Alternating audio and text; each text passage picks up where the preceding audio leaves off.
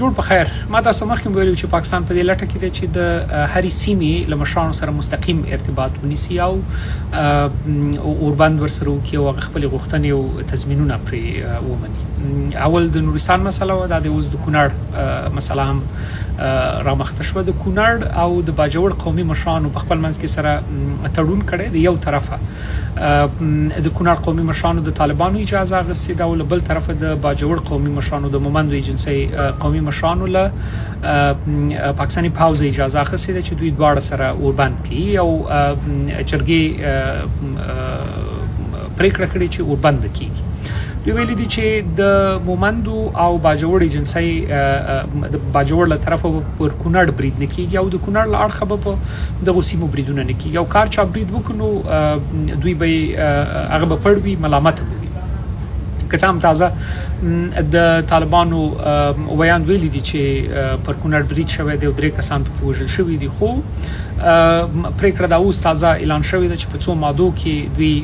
یوې نتیجې ته سره رسیدلي دي. اصل هدف دا نه دی چې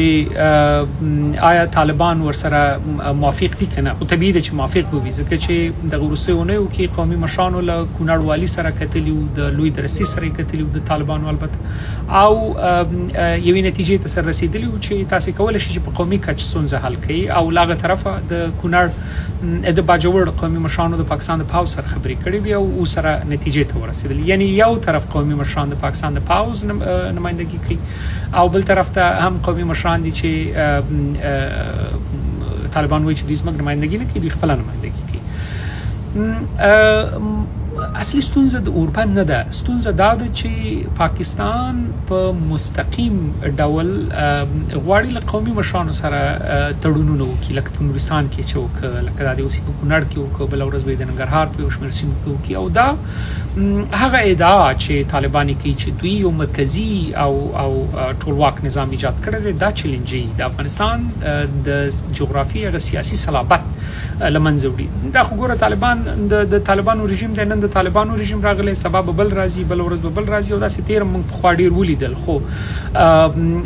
په هیڅ وخت کې داسې نه دي شوي چې قومي مشران دي د خپل صلابت د خپلې ساتنې د خپلې سیمې د ساتنې دپاره مجبور شي چې د نورو سره تړونونه وکړي. یعنې د کونړ خلک په دې کې ملامت نه دي، ځکه وژل کېدل د کونړ خلک، د نورستان خلک هم ملامت نه وو ځکه چې وژل کېدل او لوږې سره مخ د نورستان خلکو. خو د زمینه ورته چا برابر کړه؟ د زمینه طالب برابر کړه. یو مثال تاسو ما په خوام ویلې اوس درته بیا وایم، په اسرایلو کې مکیسام دغه شانتي و، په فلسطینی ځینو سیمو باندې چې اسرایلو بریدونه کول، نو بیا یو وخت کې د خلک مجبور شول چې د سیمې د خلکو په کچ دوی د اسرایلو له پاو سره تړونونه وکړل چې اوکې موږ په خپل سیمو کې حماس او نور وسلوالې ډلې نه پرېږدو او همداسې ورو ورو هغه سیمې ونیول شوې ځکه چې تړون شوی او خلک مجبور ځکه بله لارې نه لرله. او